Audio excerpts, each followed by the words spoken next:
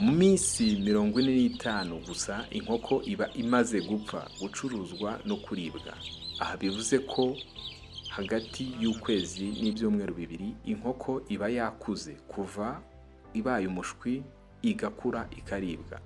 Ni ukuri iyi si inkoko y'inkwakuzi, ni inkoko yatewe inshinge zishobora kukugiraho ingaruka utabizi.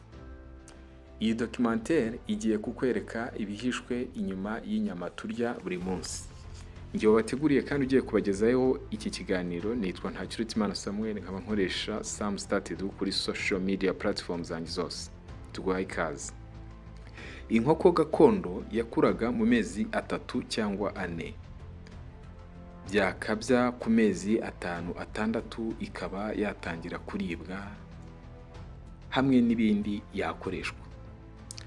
Ariko izo tubona ku isoko ubu ziba zaratewe inshinge z'imitobe ituma zikura mu minsi 35 gusa. Zihabwa antibiotics, hormones ndetse n'ibindi binyabutabire bituma zikura nk'umuyaga. Ibi bikorwa ngo bazirinde indwara, ariko kandi bigamije no kongera inyungu. None se inyungu ku borozi niyo iruta ubuzima bwawe?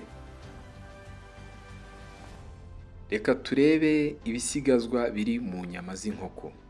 Ubushakashatsi buheruka bwerekanye ko inyama z'inkoko zicuruzwa henshi ku isi zishobora kuba zirimo ibisigazwa bya antibiotics nka tetracycline, gentamicine na ciprofloxacine.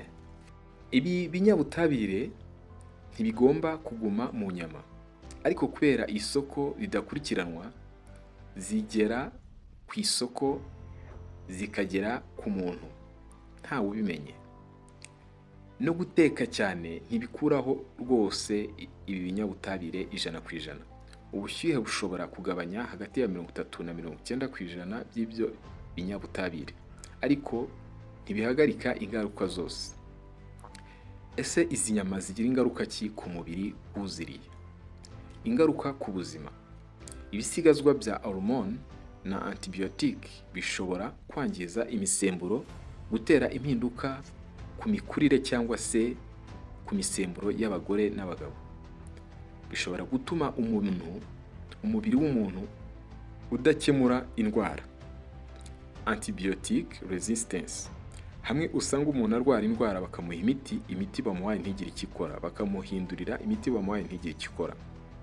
Ibi biba ari ingaruka za binyabutabire wariye mu nkoko zatewe inshinge cyangwa se mu nkoko zakuriye ibyumweru bibiri.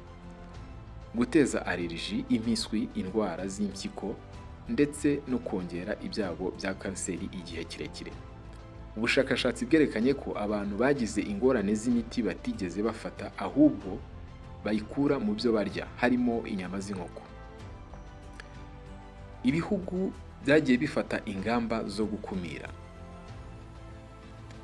Mu Burayi, igihugu nka Denmark cyahagaritse ikoreshwa rya antibiotics zikura vuba kuva mu 2006. Canada nayo yarabikoze, ariko se muri Afurika byifashe biti? Mu bihugu bimwe bya Afurika nta mategeko ahamye abuza ibi bikorwa. Bivuze ko tugura inyama tukarya uburozi butagaragara buzirimo. Abashakashatsi barasaba leta zose gufata ingamba zihamye.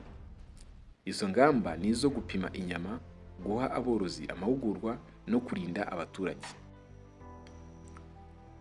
Iyi si inkoko gusa ni ubuzima bwawe. Ni ikibazo cy'ubwigenge bw'ubuzima bwacu.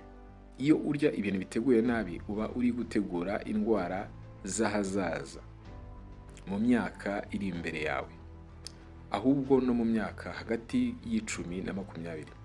Ese koko uratekereza ko ubuzima bwawe bwacungwa n'inyungu z'abantu bashaka kukugurisha byinshi mu buryo bwihuse? Siga igitekerezo cyawe muri komenti, hanyuma usangize abandi ino video bamenye uko birinda. Nawe urukora ubuzima bw'abandi batabashije kubona iki kiganiro gicukumbuye.